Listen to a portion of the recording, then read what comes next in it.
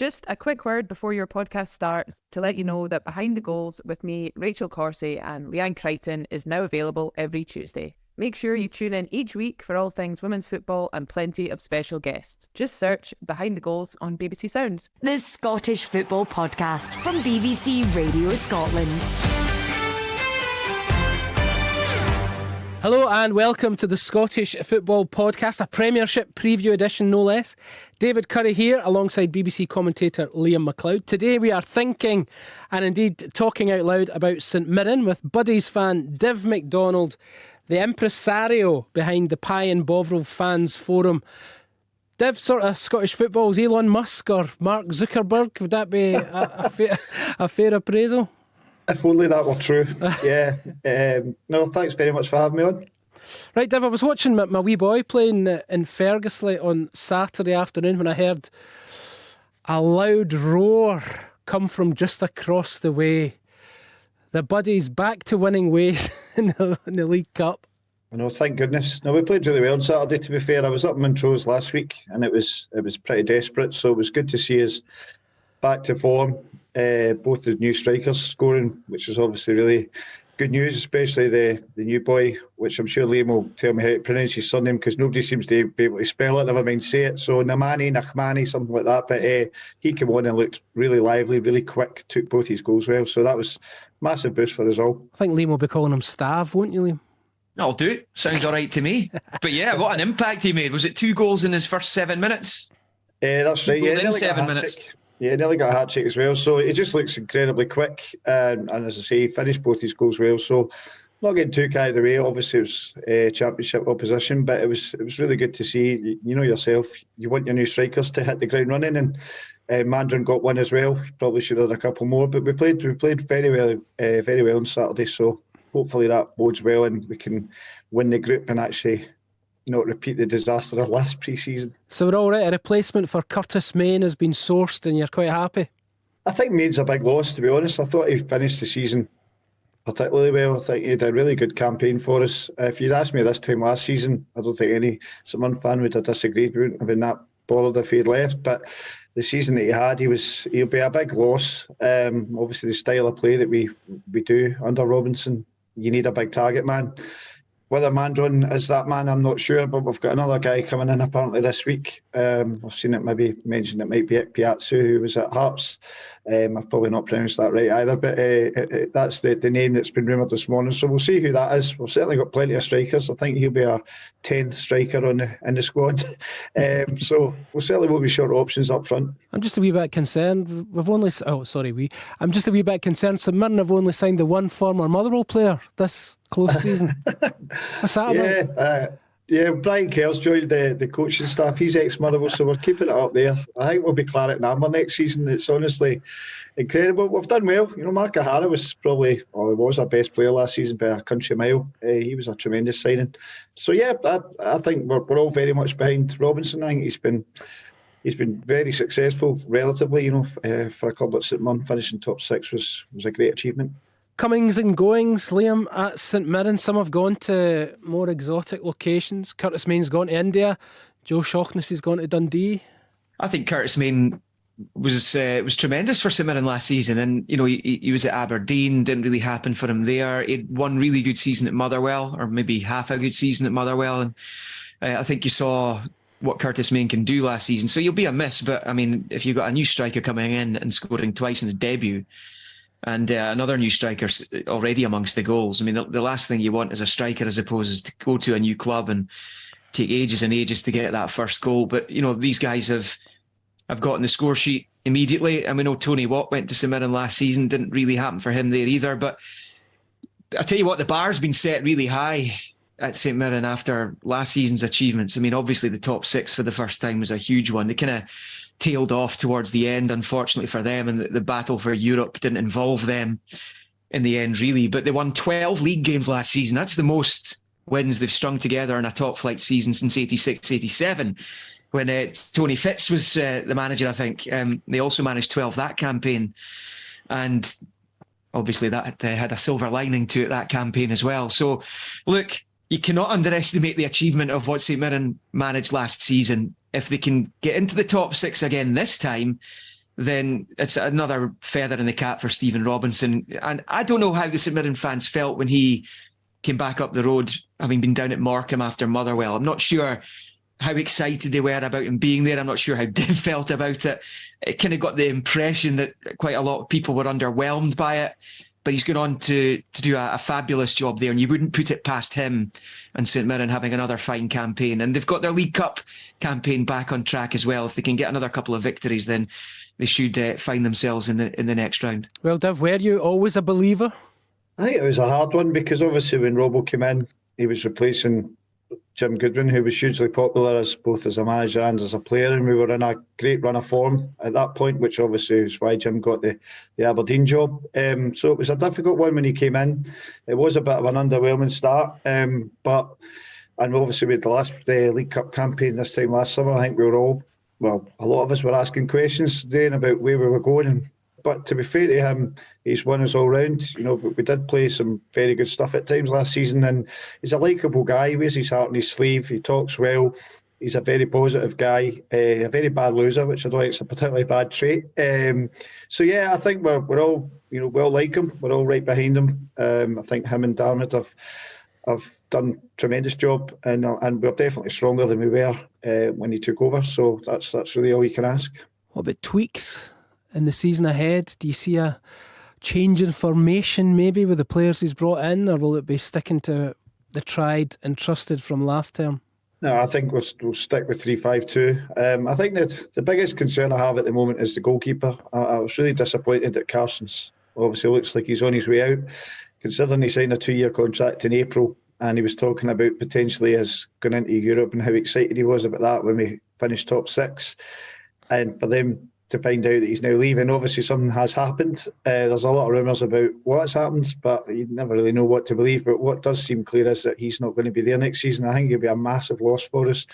I think Hemming's come in and he looks okay, but he's not anywhere near as experienced as Carson, and I think he dug us out a few holes last season. So that's a real concern. But I don't see us changing from the 3-5-2. He switched it to 3-4-3 at times in the last couple of games, but you're obviously playing lower league teams. I'm not quite sure we've got the personnel to go 3-4-3 in the top flight. So yeah, I don't really see much change in there. Yeah, Liam, should the departure, or it looks like a likely departure for Trevor Carson, do you think Div is right to be concerned about that? Yeah, because he was excellent for them last season, and what is he, 35? He knows what he's doing. He's a guy who, time and again, he was picking up points for St Mirren last season. That's a blow, but you know they've recovered from that kind of thing in the past. And Zach Hemming, I think, proved, particularly in his first season with Kilmarnock, that he's a very dependable stopper. I think he'll feel he's got a bit to prove after Kilmarnock last season.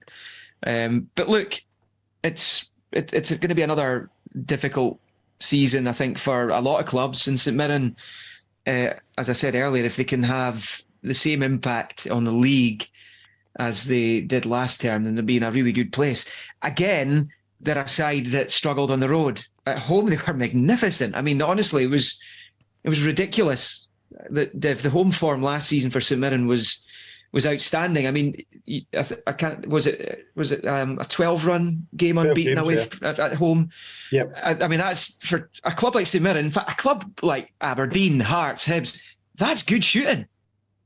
No, it was brilliant. Our home form, as you say, was outstanding. That's why we ended up top 6. We did struggle on the road a bit, but it's become a nice place to go. You know, you're looking forward to going to home games. The stadium's rocking. The attendances went up. We were scoring goals, playing good stuff, beating good teams. You know, the photo behind me is one of the celebrations against Celtic in that 2-0 game, which lives long in the memory. We gave Rangers a good game there as well, got a draw against them. So we competed with everybody in the league at home.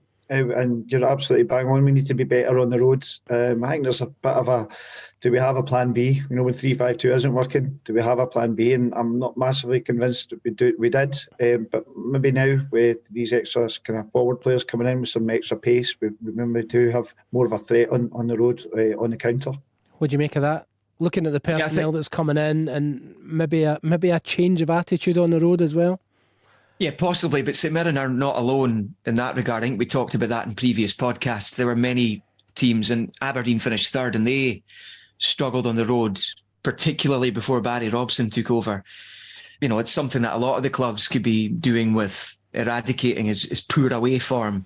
It's easier said than done, of course, and if you're in the top six, you're going to have some pretty challenging away games, let's be honest, But if you want to qualify for Europe, then the away form needs to be better, and Aberdeen did rectify that, and that's probably why they managed to squeeze into third spot. But they were the lowest scorers in the top six in Mirren last season. That's no real surprise. The 3 away league wins is something that needs to be improved on, I think. And there's no reason why St Mirren can't go on to have a good campaign again this term. I think they're in a good place. I don't think they've lost as many key players as some of the other clubs have, and it looks as though Stephen Robinson's brought in some decent replacements as well. I think Conor McMenamin's come in from Glentoran. He was persistent in his chase for him. I think he really wanted him as part of the squad, and it'll be good to see how he gets on as well. And then, as we mentioned, Mandron and Namani up front, they could be the answer. You never know. I mean, St Mirren have had some good goal scorers down the years, and if those two can hit double figures each, then St Mirren will be finishing in a good position. I think, Div, I was listening to a Stephen Robinson interview after that Arbroath game, and he said last season, I think St Mirren were at the top of the charts for the team that failed to convert, put chances away. So they're creating the chances. As Liam's saying, it's just about somebody coming in there to take them, and it looks as though on first evidence it might be the Israeli striker that's come in.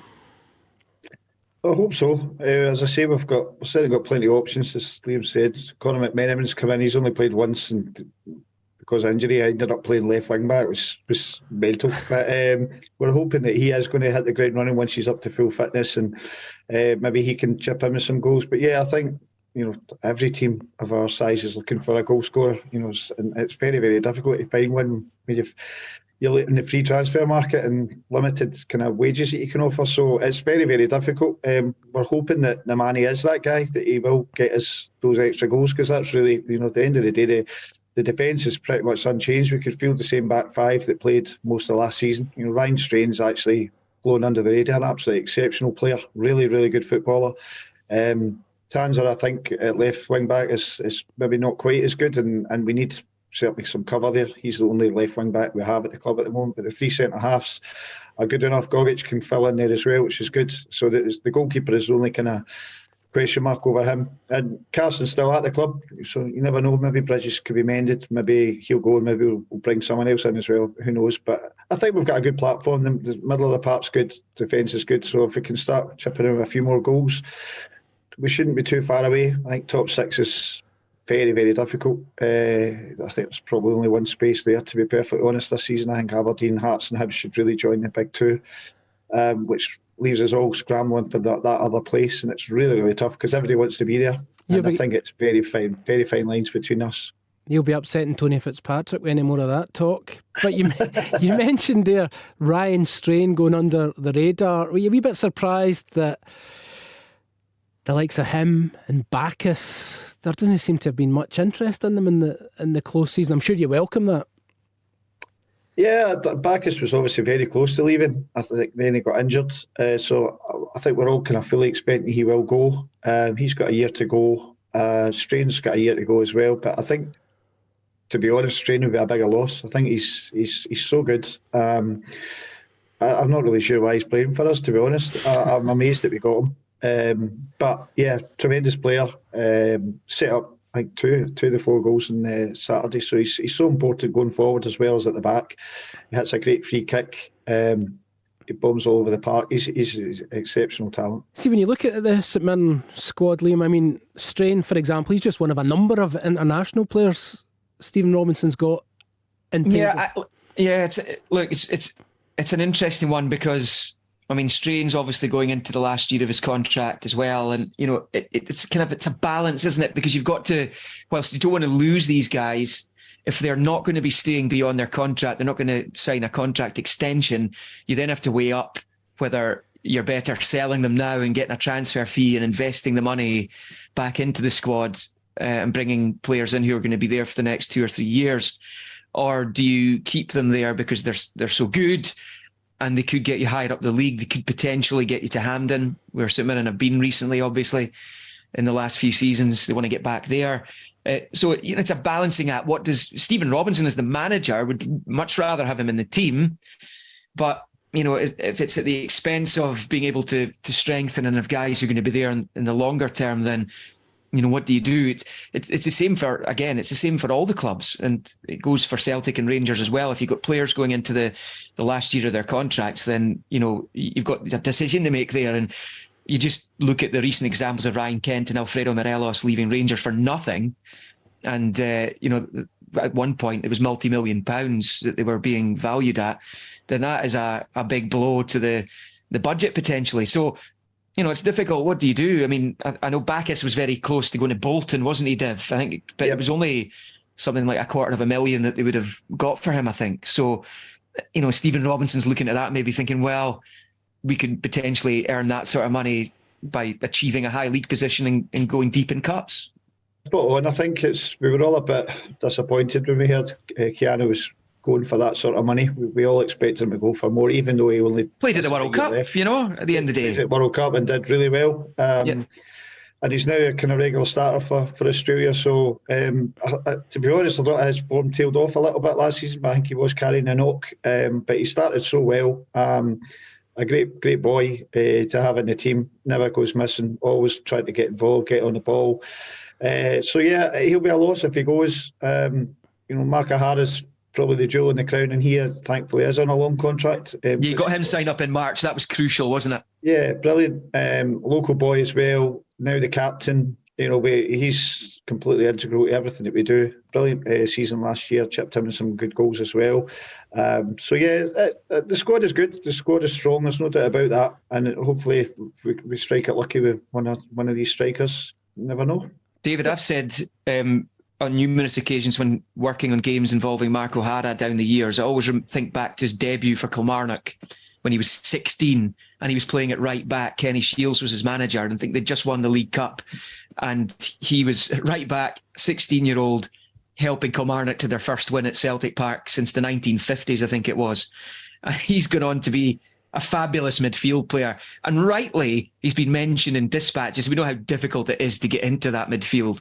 But he's rightly been mentioned in dispatches, I'm sure not just in Paisley, for the Scotland national side, because he's been that consistent for St Mirren. I mean, I'm not suggesting that an international call-up is on the horizon, but you can see why people are touting him for it. Sounded like you were veering into Chick Young territory there, Liam. I know. I did suggest there. I'm sure I've heard it from outside of Paisley, but perhaps it was just there. I can't remember. Well, not quite sure about that. I think we're so well blessed, the international team in that area of the pitch. There's a couple of St Mirren legends are doing a fine job in there anyway, aren't there? Exactly. I met John McGinn in the summer actually, and just before the Norway game, and he was waxing lyrical about the job that Robbo had done at St Mirren as well. So, yeah, tremendous. The academy is a massive part of the club. We've got some good young players coming through as well, and I think Robbo's already shown that he'll throw them in. I think the club's in a good place. We're hopefully looking forward to another good season. As I think you both said, cup runs would be the icing on the cake. That's what we all crave. European football last season would have been unbelievable. I'm still waiting for my first away game. I was too young to go to away games the last time we were in Europe, so it was a wee bit disappointing that we came up short, but you never know. We keep dreaming, and as I say, maybe a wee cup run, get another final or a semi-final would be nice. Well, while we're riding this wave of optimism you're on, Div, I'm going to get you to predict where you think St Mirren are going to finish the forthcoming season in the league table. I'll go same as last season. I'll go sixth. Hopefully we can get higher than that. But yeah, I think it's so hard. It's paper lines between the teams. There's nothing to choose between a lot of teams. I quite like some of the recruitment Kilmarnock have done. I think they'll be in for a decent season. I think Livingston will struggle this season. I think it might be their time. But you write Livingston off every season and they always come up trumps. So it'll be a good season. I'm looking forward to it. But yeah, I'll go with 6. Many thanks to St Mirren fan Div McDonald and BBC commentator Liam McLeod, and to you for listening to the latest edition of the Scottish Football Podcast. It will return tomorrow with another Premiership preview. Thanks for listening. The Scottish Football Podcast from BBC Radio Scotland.